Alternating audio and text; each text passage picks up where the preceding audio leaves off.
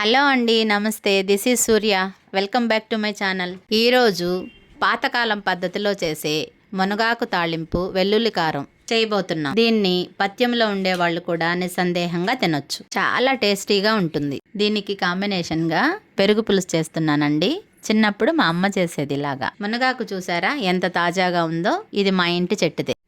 ముందుగా మునగాకు మనకు ఎంత క్వాంటిటీ కావాలో ఇలా ఒలిచి పెట్టుకోవాలి. ఇది చాలా టైం టేకింగ్ ప్రాసెస్ కాబట్టి నేను అమ్మ ఎలా చేసిందో అలా చేస్తున్నానండి. మీ ఓపికను బట్టి మీరు ఒలుచుకొని కూడా చేసుకోవచ్చు. ముందుగా మునగాకుని ఇలా చూపిస్తున్న విధంగా ఒక రైస్ బ్యాగ్ ఉంటుంది కదండి, దాంట్లో ఫోల్డ్ చేసుకొని నైట్ అంతా అలాగే ఉంచేసేయాలి. నెక్స్ట్ డే తీసి చూస్తే అంతా రాలిపోయి చక్కగా కనిపిస్తుంది. ఈనెలు చూడండి, ఇలా ఎదలగొడితే మొత్తం వచ్చేస్తుంది. నేను ఎక్కువ క్వాంటిటీ తీసుకున్నాను కాబట్టి ఇలా చేశాను.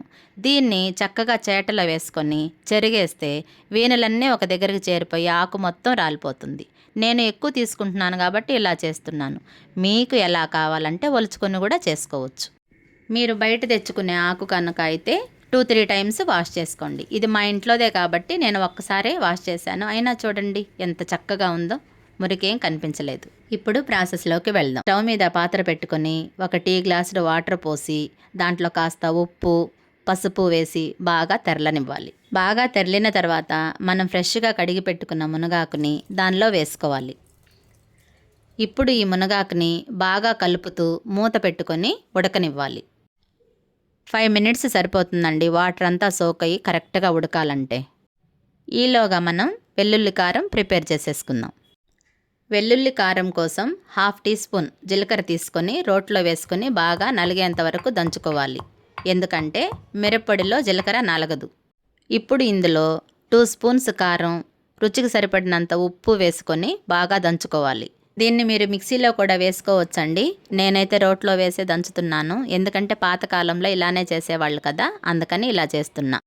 ఇప్పుడు దీనిలోనే తెల్లబాయలు కూడా వేసి బాగా దంచుకోవాలి. అంతేనండి, అద్దరిపోయే అరోమాతో వెల్లుల్లి కారం రెడీ అయిపోయింది. ఇప్పుడు చూడండి, మునగాకు కూడా ఉడికిపోయింది. ఇప్పుడు స్టవ్ ఆఫ్ చేసుకొని దీన్ని పక్కన పెట్టేసుకోవాలి. ఇప్పుడు స్టవ్ మీద బాండీ పెట్టి కాస్త నూనె వేసుకొని నల్లగొట్టి పెట్టుకున్న తెల్లబాయల్ని అందులో వేసి వేపుకోవాలి. ఇప్పుడు ఉడకబెట్టుకున్న మునగాకుని దీనిలో వేసేసుకొని చిట్టపట్టు లాగిపోయేంత వరకు ఫ్రై చేసి. నేను తాళింపులు అట్లాంటి వాటిలో పప్పులు వేయనండి, పంటికి తగులుతూ ఉంటే చాలామందికి నచ్చదు కాబట్టి నేను వేయను. ఇష్టం ఉంటే మీరు వేసుకోవచ్చు. ఎందుకంటే కాసేపటికి అవి మెత్తబడిపోతాయి కదా, మెత్తబడిపోయిన పప్పు పంట కింద పడితే బాగుండదని నేను వేయనండి. రీజన్ అయితే అదే. ఇప్పుడు మనం రెడీ చేసి పెట్టుకున్న వెల్లుల్లి కారాన్ని మునగాకులో వేసి బాగా కలిసేంత వరకు కదుపుతూ ఉండాలి.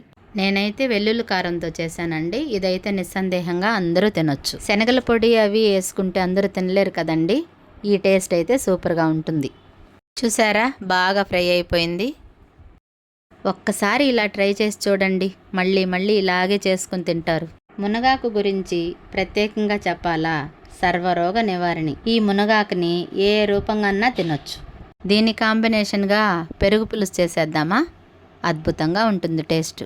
కావలసిన పదార్థాలు: పెద్ద కప్పు కర్డ్, పెద్ద ఆనియన్, చిన్న అల్లం ముక్క, 4 గ్రీన్ చిల్లీసు, 2 ఎండుమిర్చి, కాస్త పసుపు, ఇంగువ, కాస్త జీలకర్ర, కాస్త కొత్తిమీర, కాస్త కరివేపాకు.